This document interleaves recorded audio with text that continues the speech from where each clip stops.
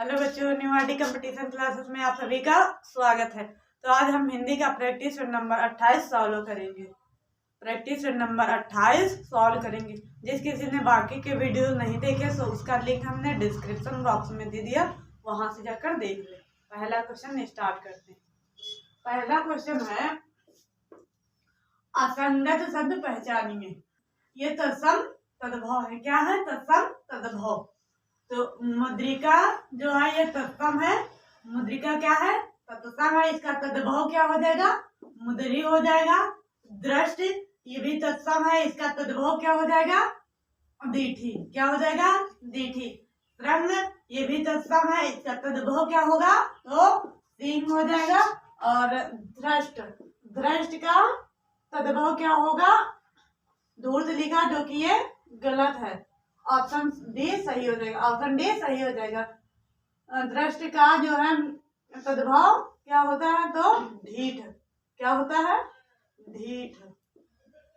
ढीठ होता है। क्या होता है? ढीठ। तो मुद्रिका का तद्भव मुद्री होता है, दृष्टि का दीठी होता है, रंग का सिंह होता है और दृष्ट का तद्भव क्या हो जाएगा? ढीठ हो जाएगा। बच्चों क्वेश्चन नंबर 2।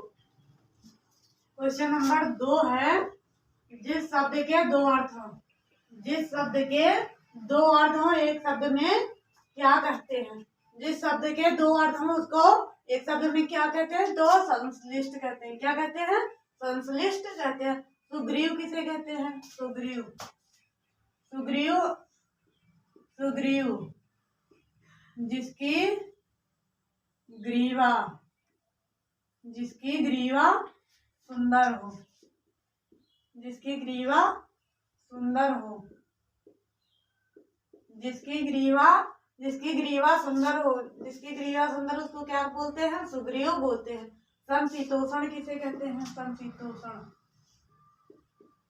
न ज्यादा ठंडा, न ज्यादा ठंडा और न ज्यादा गर्म, न ज्यादा गर्म, न ज्यादा गर्म, न ज्यादा ठंडा, न ज्यादा गर्म को क्या बोलते हैं? समशीतोष्ण। और सर्वलब्ध किसको बोलते हैं? सब कुछ, सब कुछ पाने वाला, सब कुछ पाने वाला, सब कुछ पाने वाला को क्या बोलते हैं? सर्वलब्ध। एक बार फिर से देख लेते हैं। जिस शब्द के दो अर्थ हों, जिस शब्द के दो अर्थ हो उसको क्या बोलते हैं? संश्लिष्ट बोलते हैं। और जिसकी ग्रीवा सुंदर हो उसको क्या बोलते हैं? सुग्रीव बोलते हैं। और ना ज्यादा ठंडा ना ज्यादा गर्म, न ज्यादा ठंडा न ज्यादा गर्म उसको क्या बोलते हैं? समशीतोष्ण बोलते हैं। सब कुछ पाने वाला, सब कुछ पाने वाला क्या बोलते हैं? सर्वलब्ध बोलते हैं। बच्चों क्वेश्चन नंबर 3।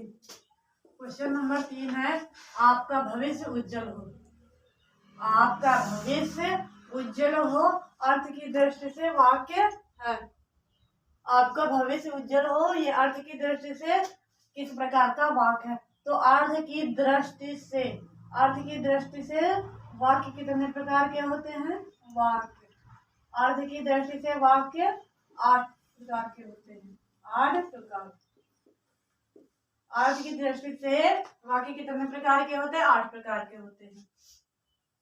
अच्छा, आपका भविष्य उज्जवल हो ये किस प्रकार का वाक्य है? तो इच्छावाचक वाक्य। कौन सा वाक्य है? इच्छावाचक वाक्य। प्रश्नवाचक वाक्य किसे कहते हैं? जिसमें प्रश्न किया जाए, जिसमें प्रश्न किया जाए, प्रश्न किया जाए, जिसमें प्रश्न किया जाए वहां पर कौन सा वाक्य होगा? प्रश्नवाचक वाक्य। निषेधवाचक वाक्य कब होगा? नकारात्मकता की बात कही है, जैसे कि बोले नहीं, कोई कार्य करने को मना किया जाए तो वहां पर निषेधवाचक वाक्य हो जाएगा। नहीं, नहीं। और आज्ञावाचक जब आज्ञा दी जाए, जब आज्ञा दी जाए, जब आज्ञा दी जाए वहां पर कौन सा वाक्य होता है? आज्ञावाचक वो चाहे आपका भविष्य उज्जवल हो, ये कैसा वाक्य है? तो इच्छावाचक वाक्य है। मैंने प्रश्न किया था जैसे क्यों, क्या, कहाँ, ये अगर शब्द मिले तो वहां पर प्रश्न वाचक वाक्य हो जाएगा। निषेधात्मक नहीं और एक है मत, नहीं और मत बताए तो वहां पर निषेधवाचक वाक्य हो जाएगा। आज्ञावाचक वाक्य जब किसी को आज्ञा दी जाए वहां पर आज्ञावाचक वाक्य हो जाता है। बच्चों क्वेश्चन नंबर 4, क्वेश्चन नंबर 4 है सलमा घर जाती है। सलमा घर जाती है कैसा वाक्य है? सलमा घर जाती है कैसा वाक्य है? ऑप्शन ए सरल वाक्य, बी ऑप्शन निषेधात्मक वाक्य, सी ऑप्शन आज्ञावाचक आज्ञार्थक वाक्य, डी ऑप्शन है इच्छार्थक वाक्य। तो सलमा जो है घर जाती है कैसा वाक्य है? सरल वाक्य। कैसा वाक्य है? सरल वाक्य। सरल वाक्य कब होता है? जहां एक ही उद्देश्य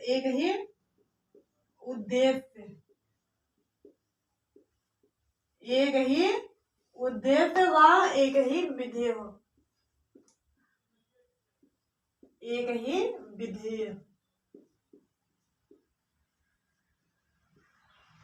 जहां पर एक ही उद्देश्य व एक ही विधेय हो वहां पर कौन सा वाक्य हो जाता है?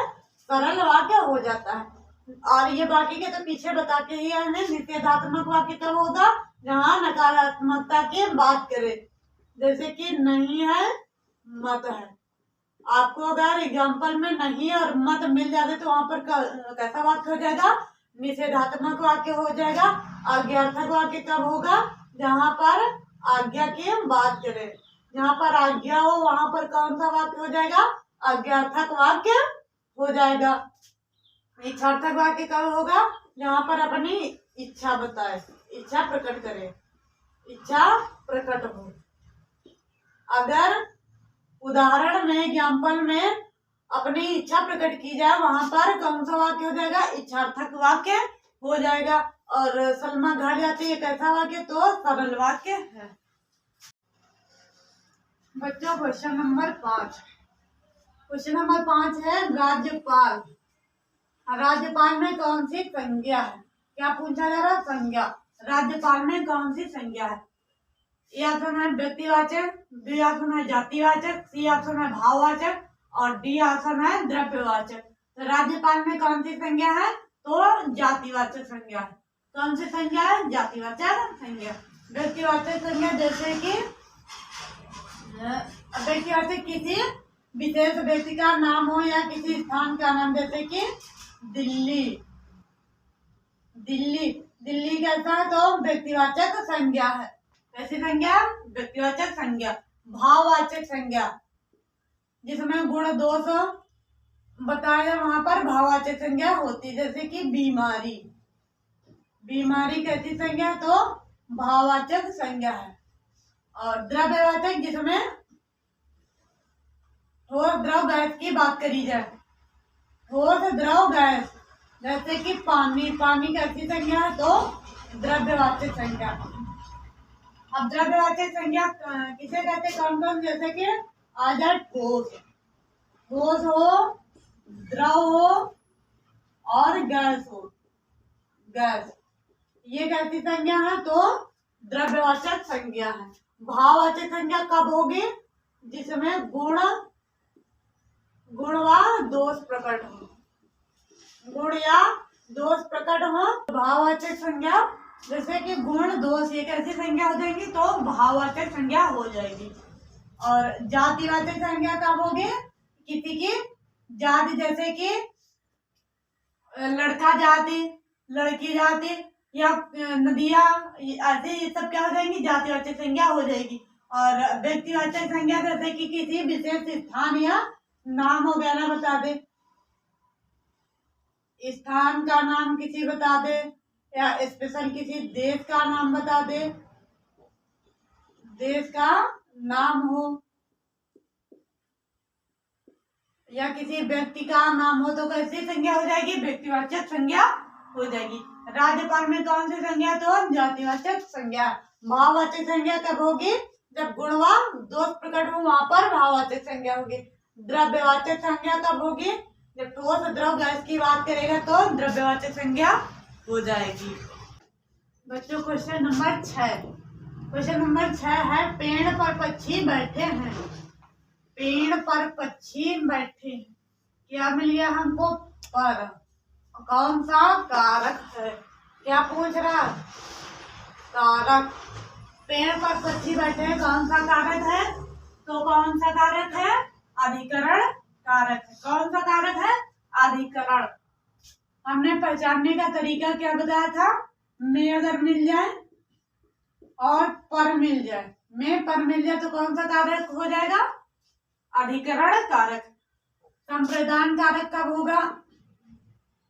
जब को और के लिए, को के लिए अगर ये शब्द अगर आपको उदाहरण में मिल जाते हैं तो कौन सा कारक हो जाएगा? संप्रदान कारक। और अगर ये शब्द ना मिले, दान की बात करें, दान की बात करी जाए, दान की बात, वहां पर कौन सा कारक हो जाएगा? तो संप्रदान कारक हो जाएगा। अपादान कब कारक होगा? जब से बताए और अलगाव की स्थिति हो, अलगाव की स्थिति, अलगाव की स्थिति हो, अलगाव की स्थिति हो तब कौन सा कारक हो जाएगा? अपादान कारक। करण कारक कब होगा? से के द्वारा, से के द्वारा, से या फिर के द्वारा अगर ये शब्द आपको उदाहरण में मिल जाते हैं तो वहां पर कौन सा कारक हो जाएगा? करण कारक हो जाएगा। कारक कितने प्रकार के होते हैं? 8 प्रकार के। कितने प्रकार के कारक होते हैं? तो 8 प्रकार के कारक होते हैं। पेड़ पर पक्षी बैठे, कौन सा कारक हो जाएगा? अधिकरण कारक हो जाएगा। अधिकरण कारक कब होगा? जब आपको उदाहरण में पर मिल जाए वहां पर अधिकरण कारक हो जाएगा। और संप्रदान कारक कब होगा? को के लिए कहा जाए या फिर दान की बात करी जाए। उदाहरण में आपको दान देने की बात कहीं मिलेगी तो वहां पर संप्रदान कारक हो जाएगा। अपादान कारक कब होगा? जब उदाहरण में से मिल जाए या फिर अलगाव की स्थिति और अलगाव की बात करें वहां पर अपादान कारक हो जाता है। और करण कारक कब होगा? जब आपको उदाहरण में से या फिर के द्वारा मिले, से या फिर के द्वारा मिल जाए तो वहां पर कौन सा कारक हो जाएगा? करण कारक हो जाएगा। कारक कितने प्रकार के होते हैं? तो 8 प्रकार के होते हैं। बच्चों क्वेश्चन नंबर 7। क्वेश्चन नंबर 7 है अव्ययी भाव समास का उदाहरण है। अव्ययी भाव समास का उदाहरण कौन सा है? ऑप्शन ए प्रतिदिन, बी ऑप्शन माता पिता, C option Navratri, D option चक्रधारी। तो अव्ययी भाव समास का उदाहरण कौन सा है? तो ऑप्शन ए सही हो जाएगा। प्रतिदिन ये कहता है अव्ययी भाव समास है। और जैसे ये प्रति मिलेगा तो कौन सा समास हो जाएगा? अव्ययी भाव। हमने अव्ययी भाव समास को पहचानने का तरीका बताया था। यदि प्रति मिल जाए, अनु मिल जाए, यथा मिल जाए, भर मिल जाए, ये सब अगर मिल जाए तो कौन सा समास होगा? तो अव्ययी भाव समास होता है। जैसे कि यहाँ देखो शुरुआत में प्रति मिल गया तो कौन सा हो जाएगा समास? अव्ययी भाव समास हो जाएगा। इसमें माता पिता में कौन सा समास है? तो द्वंद्व समास। कौन सा समास है? द्वंद्व समास। द्वंद्व समास में हमने बताया था कि योजक चिन्ह आपको मिलेगा। जैसे कि ये देखो मिल गया योजक चिन्ह, कौन सा समास हो जाएगा? द्वंद्व समास। नवरात्रि में कौन सा समास है? तो द्विगु समास। कौन सा समास है? द्विगु समास। द्विगु समास में हमने पहचानने का तरीका बताया था। जो पहला पद होगा, पहला पद जो होगा वह संख्यावाची होगा। संख्यावाची मतलब उसमें जो है संख्या दी होगी। संख्यावाची पहला पद कैसा होगा? संख्यावाची, जैसे कि नवरात्रि। देखो नौ मिल गया तो कौन सा समास हो जाएगा? द्विगु समास। चक्रधारी, इसमें कौन सा समास है? बहुब्रीहि समास। कौन सा समास है? बहुब्रीहि समास। बहुब्रीहि समास। इसमें जो है दोनों पद अप्रधान होते हैं, किसी तीसरे की ओर इशारा करता है। एक बार फिर से देख लेंगे। अव्ययीभाव समास का उदाहरण कौन सा है? तो ये ऑप्शन सही हो जाएगा, प्रतिदिन। अव्ययीभाव समास को पहचानने का तरीका बताया था। शुरुआत में प्रति मिल जाए, अनु मिल जाए, यथा मिल जाए, भर मिल जाए, ये सब अगर मिल जाए तो कौन सा समास हो जाएगा? अव्ययीभाव समास हो जाएगा। जैसे कि ये देखिए प्रति मिल गया तो कौन सा समास हो जाएगा? अव्ययीभाव समास हो जाएगा। माता पिता में कौन सा समास है? तो द्वंद्व समास है। द्वंद्व समास को हमने पहचानने का तरीका बताया था कि बीच में योजक चिन्ह मिलेगा, बीच में योजक चिन्ह मिलेगा, जो कि ये देखो मिल गया है। और इसमें दोनों पद प्रधान होते हैं। दोनों पद क्या होते हैं? दोनों पद प्रधान। दोनों पद प्रधान होते हैं। दोनों पद प्रधान होते हैं। नवरात्रि, इसमें कौन सा समास है? तो द्विगु समास है। द्विगु समास को हमने पहचानने का तरीका बताया था कि जो पहला पद होगा वह संख्यावाची होगा। पहला पद संख्यावाची होगा। जैसे कि देखो 9 मिल गया तो कौन सा समास हो जाएगा? द्विगु समास हो जाएगा। चक्रधारी में कौन सा समास है? तो बहुब्रीहि समास है। इसमें दोनों पद अप्रधान होते हैं। दोनों पद क्या होते हैं? अप्रधान होते हैं। दोनों पद अप्रधान होते हैं और किसी तीसरे की ओर इशारा करते हैं। बच्चों क्वेश्चन नंबर 8। क्वेश्चन नंबर 8 है, चींटी का पर्यायवाची शब्द नहीं है। चींटी का पर्यायवाची शब्द नहीं, 3 है जिसमें से एक नहीं है। तो चींटी का पर्यायवाची ऑप्शन है सीमिका, बी ऑप्शन है चित्ती, सी ऑप्शन है चिहुटी, डी ऑप्शन है संदेशिका। तो ये तीनों जो है चींटी के पर्यायवाची है। ये तीनों जो है चींटी के पर्यायवाची है। चींटी के पर्यायवाची है। संदेशिका जो है इसका पर्यायवाची नहीं है। संदेशिका जो है चींटी का पर्यायवाची नहीं। ये किसका पर्यायवाची है? तो यह है समाचार पत्र का। संदेशिका किसका पर्यायवाची है? तो समाचार पत्र का पर्यायवाची है। चींटी के पर्यायवाची कौन कौन से हैं? सीमिका है, चित्ती है और चिहुटी। ये सब चींटी के पर्यायवाची हैं। बच्चों मेरा वीडियो कैसा लगा? अगर अच्छा लगा हो तो कमेंट बॉक्स में जरूर बताएं। Thank you for watching my video.